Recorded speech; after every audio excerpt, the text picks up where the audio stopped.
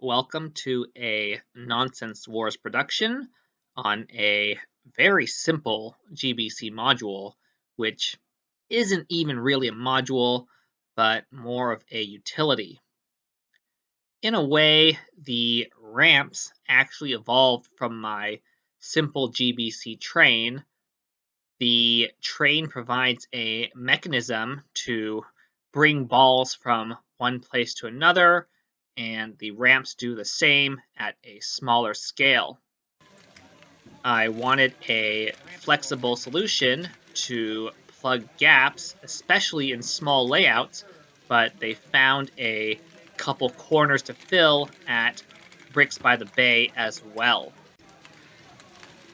As usual, despite the apparent simplicity of the ramps, it took me a few iterations to make them flexible enough to be practical. The first iteration comprised two turntables with ramps leading in and out and an extending ramp in between. The turntables could adjust up or down, and the ramps could pivot left or right. On paper, this seems like it could fit anywhere, but the inflexibility of this design quickly became clear.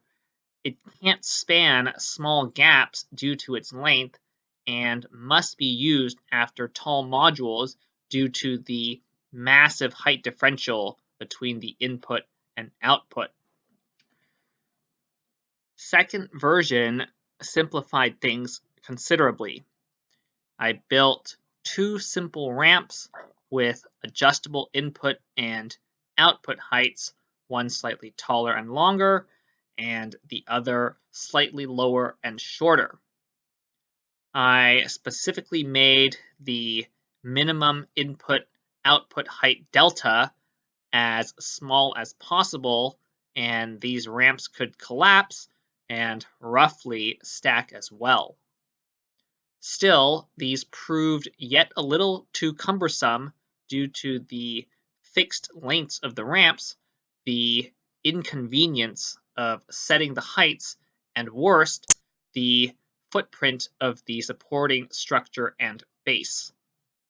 The third and current iteration attempts to incorporate all the learning of the previous designs into the simplest possible package.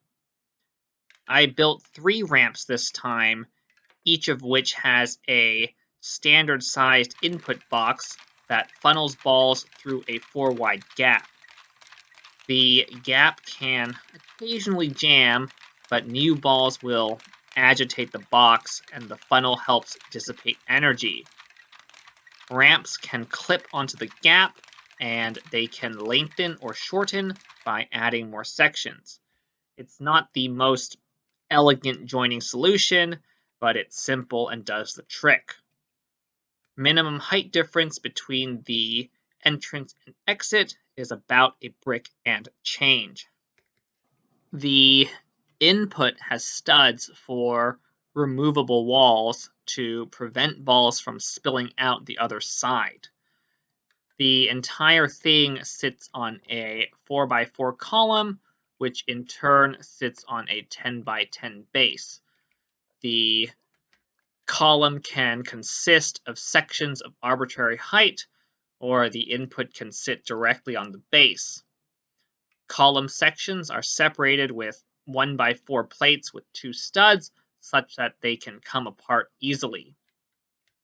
The bases can rotate in order to dodge the footprint of nearby modules, and the friction pin tires, of course, provide some grip. I've been using this design for a few months now, and I found it practical enough to share at this point. In addition to plugging gaps in layouts, they can dissipate energy from balls coming out of high outputs, and perhaps most importantly for me, they can help test other modules. When a module doesn't have a self-feeding mechanism, I can use the ramps with maybe one other module to loop balls back to the first module instead of setting up a proper loop, which complicates testing. The height delta is still an issue in some cases because a lot of really small modules don't have a lot of lift. Usually this isn't a problem for going straight with a single ramp, even with a really long one, but turns with multiple ramps require more elevation. Still, bridging gaps with multiple ramps has been much more practical than doing anything with the monolithic turntables contraption. We shall see if the ramps go into a fourth version. On that note, this is the end of the video, so have a nice day.